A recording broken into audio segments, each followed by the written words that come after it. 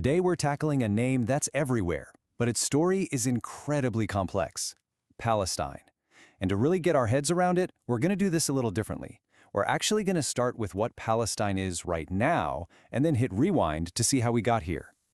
So first things first, what exactly is the State of Palestine in our world today? It's a name that carries so much history and so much weight, so let's just ground ourselves in the present before we go back in time.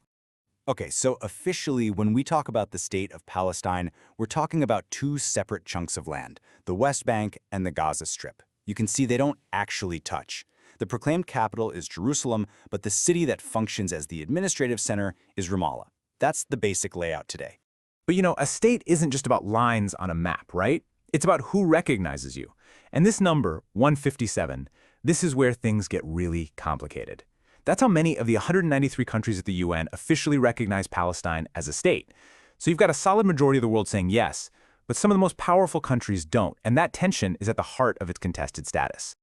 All right, so that's where we are now. But let's start pulling on the historical thread. Where did the name Palestine even come from? To answer that, we have to go way, way back. Thousands of years, actually. The journey of this name is just wild. It starts way back in the 12th century BCE with a group called the Philistines. The area they lived in was called Philistia. But then, the name pretty much disappears for over 1,000 years. It only gets brought back in 135 CE by the Romans. After crushing a Jewish revolt, they renamed the province from Judea to Syria Palestina. And then, another huge jump of almost 2,000 years to 1922, when the British dusted off that old Roman name for their new territory. And let's be clear, that Roman renaming wasn't just some casual administrative change.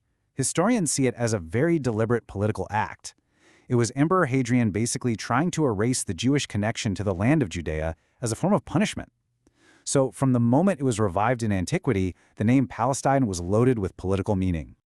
Okay, now let's leap forward to the early 20th century. This is the moment that ancient name gets tangled up in a very modern, very global conflict. A 400-year-old empire is about to fall, leaving behind a power vacuum that will shape the next century.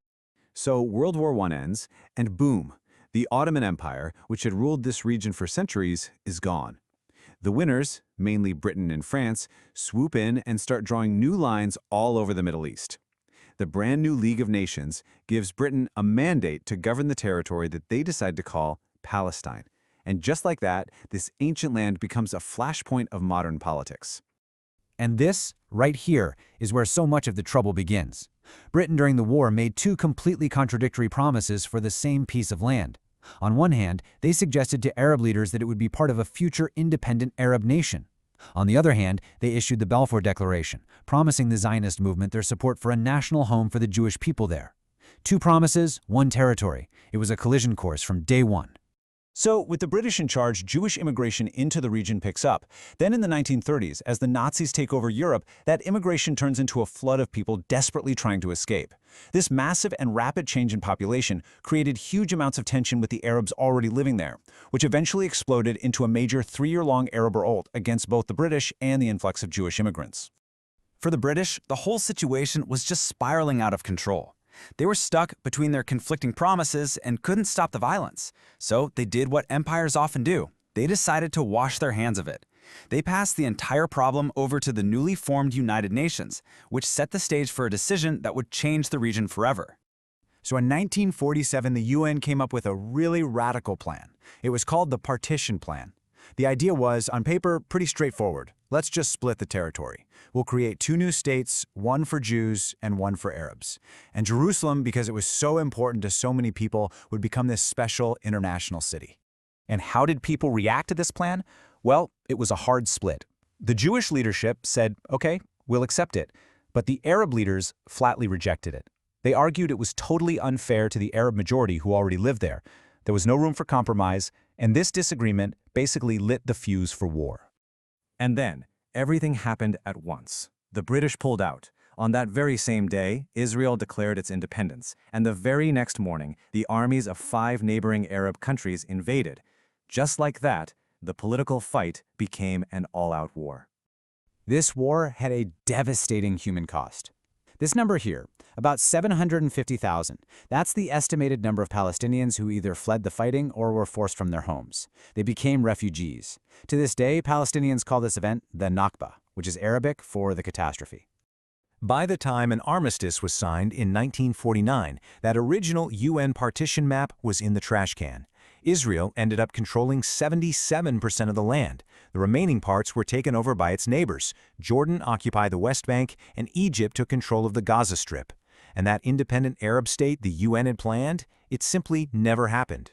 So the 1948 war ends with this brand new map, but no Palestinian state. And that single fact is going to define the political struggle and the military struggle for the next 70-plus years, the ongoing search for that state. The next massive game changer comes in 1967, the Six-Day War. In an absolutely stunning military victory, Israel captures the West Bank and East Jerusalem from Jordan and the Gaza Strip from Egypt. Now, for the first time, all of the territory of the old British Mandate is under Israeli military control. These areas become known as the occupied territories, and the UN responds with Resolution 242, which introduces the whole idea of land for peace that has dominated diplomacy ever since. Now, during this time, a really important political group emerges, the Palestine Liberation Organization, or PLO. It was founded in 1964 with one central mission: create a Palestinian state. And over the next decade, it gained a ton of international credibility, to the point where, in 1974, even the UN recognized the PLO as the one and only legitimate representative of the Palestinian people. This all led up to a huge symbolic moment in 1988. The PLO, from exile, officially declared the independence of the State of Palestine. Now, they didn't actually control the territory, of course, but it was a massive statement to the world. They were saying, we are a nation, and we intend to have our state. The years that followed were a mix of grassroots action and intense diplomacy. You had the First Intifada, a massive popular uprising that started in the late 80s. That pressure really changed the dynamic and helped lead to the Oslo Accords in the 90s. These accords were a huge deal. They created the Palestinian Authority, giving Palestinians a form of self-government for the very first time. And that progress eventually led to another step up in 2012 when the UN upgraded Palestine's status to non-member observer state.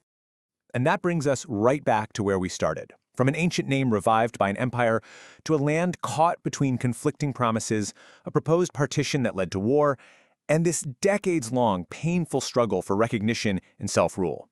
It is an unbelievably complex history that leads us right to the critical, unresolved question of our time. What is the future of Palestinian sovereignty?